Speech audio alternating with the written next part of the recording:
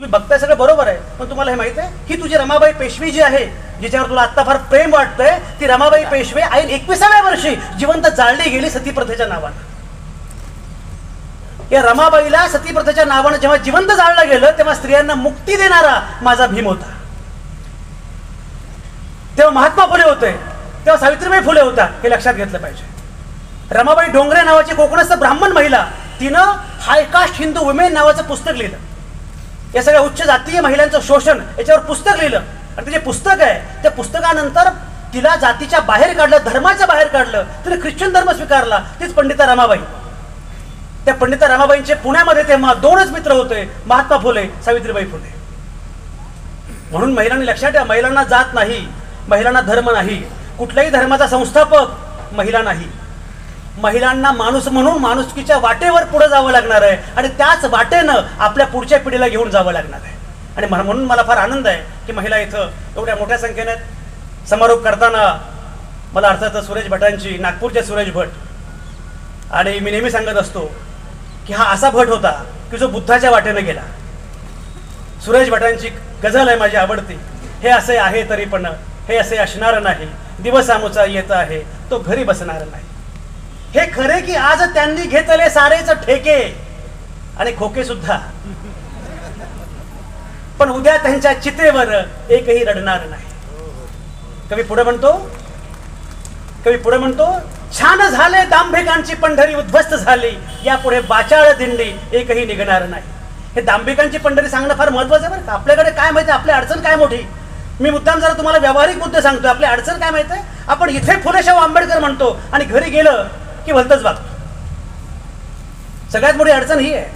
इथे फुले शाहू आंबेडकर म्हणायचं, घरी गेल्यावर झाला का चहा, तू कर की. मग त्यापेक्षा रेशीम बागेतले परवडले. घरामध्ये तुम्ही लोक एवढे भयंकर असता की मग तुम्हाला फुले शाहू आंबेडकर कळलेच नाहीत. आणि म्हणून मला म्हणायचं, माझा मुद्दा असा की आपण दांभिक एवढे आहोत.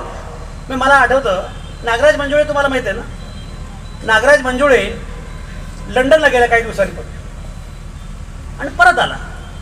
तर परत आल्यावर मी त्याला विचारलं, नागराज लंडनमध्ये काय बघितलंस तू? लंडनला मी पण जाऊन आलो, पण हा काहीतरी भलतंच बघतो, मला माहिती आहे. एवढं काय बघितलंस तू?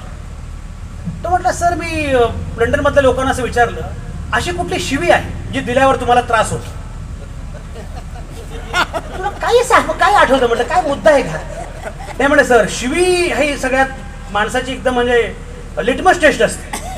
म्हटलं बरं, आपल्याकडे असं असतं ना की ही शिवी चालणार नाही पण ती चालेल असं. म्हटलं मग कुठली शिवी अशी आहे की जी लोकांना? तो म्हटलं एक शिवी अशी होती की जी लोक म्हटलं ही चालतच नाही आम्हाला इंग्लंडमध्ये. म्हटलं कुठली शिवी? लायर. लायर म्हणजे खोटारडा. म्हटलं आमच्याकडे खोटारडा ही शिवीच नाहीये. आले लबाडा, हा लहानपणापासूनच खोटा कुठला, हा जो दांभिकपणा आहे आपला.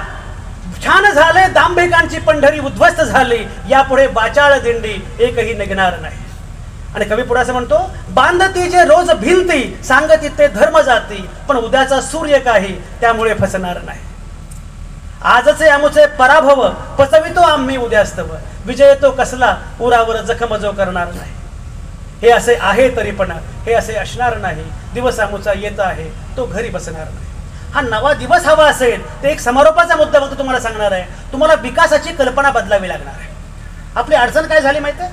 मित्रो आणि मेट्रो म्हणजे विकास असं आपल्याला वाटतं. तुमच्याकडे एक जण आहेत, त्यांचं भाषण ऐकायला मी मुद्दाम जातो, कानाला गुदगुल्या होतात. इतके लाख हजार कोटी. मी म्हटलं तुम्ही ते आकडे जरा जपून सांगत चला, मला ते लिहिता येत नाहीत. इकडे इतके लाख हजार कोटी असं ते काय काय भयंकर. हा विकास नाही. विकास काय? विकासाचा केंद्रबिंदू सर्वसामान्य माणूस असला पाहिजे. तुम्हाला सांगतो, अजित रानडे नावाचे इकॉनॉमिस्ट तुम्हाला माहिती असते, ते आमच्याकडे आले होते. तर मी विचारलं, ॲज अन इकॉनॉमिस्ट तुम्ही विकासाची व्याख्या कशी करा?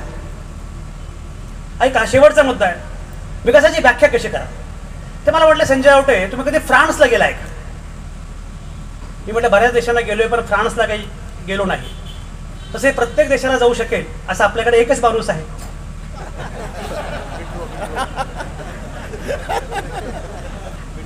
तर म्हटलं मी काय फ्रान्सला गेलो नाही. ते म्हटलं तुम्ही पॅरिसला गेलात ना, तर पॅरिसला गेल्यानंतर आपण काय करतो, ज्याप्रमाणे मी आता आज आलो नागपुरात, पॅरिसला गेल्यावर म्हणजे ते हॉटेलमध्ये आपण चेक इन करतो. हॉटेलमध्ये चेक इन केलं, वर जातो. वर गेल्या गेल्या आपण पहिल्यांदा काय शोधतो, पिण्याच्या पाण्याची बाटली. रिसेप्शनला आपण फोन करतो, पाण्याची बाटली.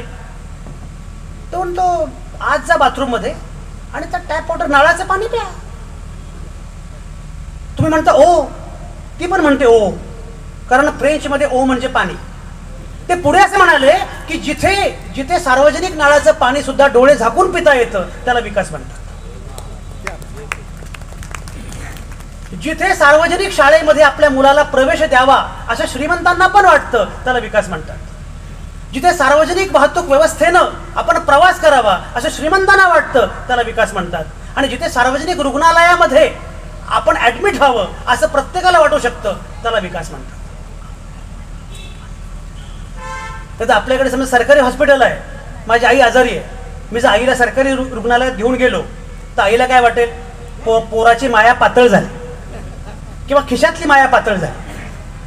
पण हे करणं हा विकास आहे. मला असं वाटतं विकासाचा केंद्रबिंदू सर्वसामान्य माणूस असला पाहिजे, संविधानाचा केंद्रबिंदू सर्वसामान्य माणूस असला पाहिजे. हे लक्षात घेतलं पाहिजे आणि हे उद्याच्या पिढ्यांपर्यंत पोहोचवलं पाहिजे. उद्याच्या पिढ्यांना बोलत राहिलं पाहिजे आणि माणूस घडवण्याचा प्रयत्न सातत्यानं केला पाहिजे. हे सगळ्यात महत्त्वाचं आहे. आणि मला खात्री आहे की हे असे आहे तरी पण हे असे असणार नाही. दिवस आमोचा येत आहे तो घरी बसणार नाही. फक्त हा दिवस आपापता येणार नाही, त्यासाठी आपल्याला प्रयत्न करावे लागतील. आपल्याला 2 पावलं पुढे जावं लागेल. तुम्ही सगळेजण त्या दिशेनं चालत असताना तुमच्यासोबत मी पण आहे एवढं सांगण्यासाठी आज इथं आलो. जय भीम.